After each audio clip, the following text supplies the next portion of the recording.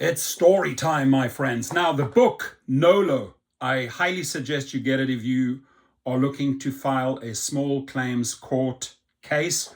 I want to read to you breach of contract cases. A contract is an agreement between individuals or businesses in which one side agrees to do something for the other in exchange for something in return. For example, A asks B to paint his kitchen for $3,000 and B agrees. Agreements can be written or oral or implied from the circumstances. Contracts made by minors might be invalid if made before the minor turns 18. Remember that. However, in most states, if a minor makes a contract and then honors it after turning 18, the contract is valid and can no longer be annulled. All contracts come with an obligation that each party carry out its terms in good faith, and that each contracting individual or business will deal with the other fairly and honestly under the circumstances. On the other side of the coin, courts have found bad faith when one party does something that isn't in the spirit of the agreement or violates community standards of fairness and reasonableness. Practically all contracts contain an unwritten good faith requirement. A small claims judge often won't find in favor of a party who sues based on a highly technical but obviously unfair or unreasonable interpretation of contract language. For example, if X agrees to landscape Y's yard in 2 weeks, but in the last afternoon doesn't quite finish because she is called to the bedside of a sick child, a court will not agree with Y's contention that he doesn't have to pay for any of the work because X technically missed the 14th day deadline. Makes sense, right? Instead, a judge will almost surely rule that Y's duty to carry out the agreement in good faith requires him to allow X to finish the job a few days late. Common contract rules. Before someone can collect on a contract, that person must show that a contract exists. You'll need to prove the following 3 elements. One person must offer to sell goods or services. The other person must agree to accept the goods or services. And finally, something of value, such as money or something else, must be exchanged. The exchange is known as a consideration. A contract can't be formed if the offer, acceptance, or consideration is missing. So here's a good tip. Quid pro quo isn't just for employers and politicians. It will help you spot consideration. Quid pro quo occurs when one party agrees to give something in exchange for something else. Some quid pro quo transactions are forbidden. For instance, a politician can't agree to provide a country with foreign aid in exchange for dirt on a political rival, and an employer shouldn't promise a particular employee or raise or promotion in exchange for a back rub behind closed doors. But quid pro quo doesn't always indicate illegality, just that both parties are getting something out of the deal. You can use the quid pro quo concept to help you remember to look for value exchanged between the parties. This short summary of familiar situations should help you understand whether you have got a valid contract. A gift is not a contract. A promise to make a gift is not a contract. The reason is simple.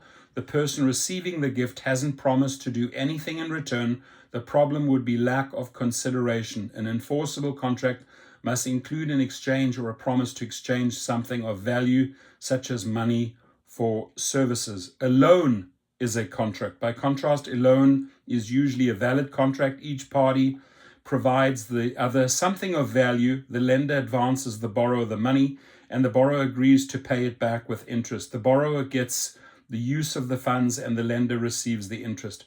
An agreement to exchange goods, services, or money is a contract.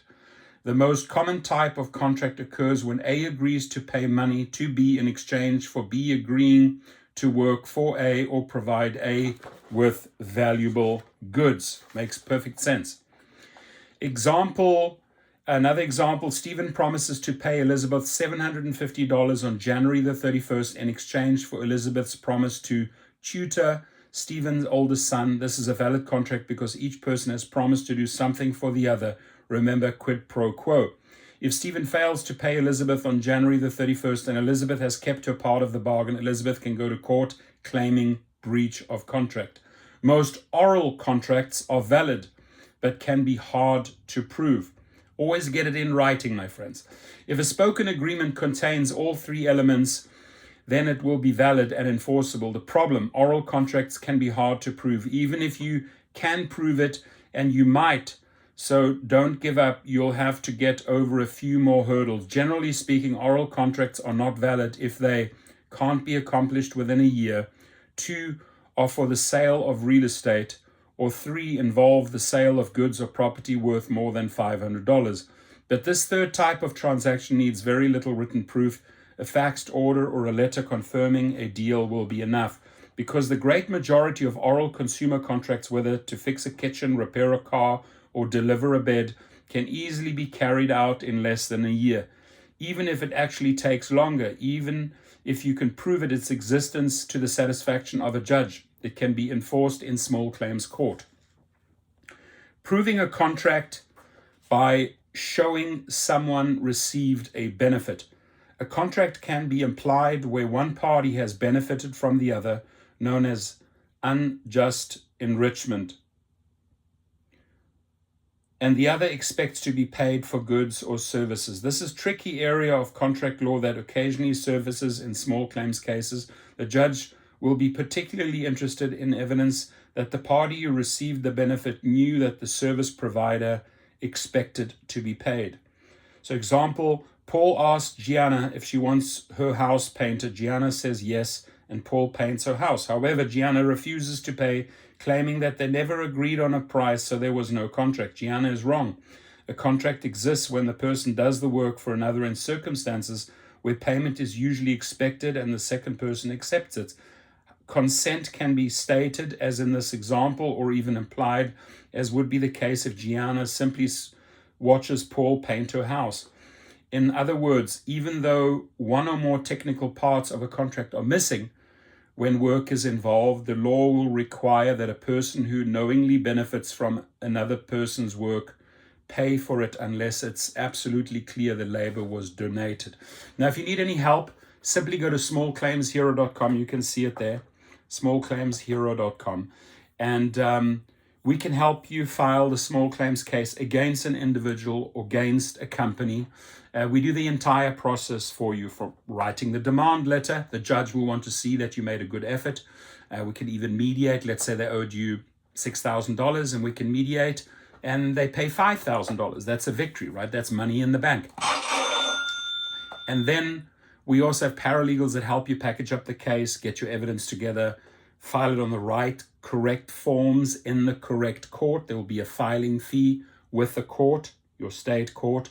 And then there is a thing called proof of service, when the sheriffs, it can be the sheriffs of the court, they usually charge $50. They will actually serve those papers physically on the individual or on the company. Then you have met all the requirements and you have a valid case going forward. Let us help you at smallclaimshero.com. We only charge a one-time fee of $69.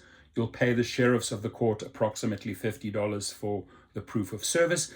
And you usually pay anywhere from $50 to $70 to the state when you are filing the papers in the court. That money goes to the state. For example, the state of California charges about $70. If you need any help, go to the website, smallclaimshero.com. Otherwise, leave your comments in the comment section below. Thank you.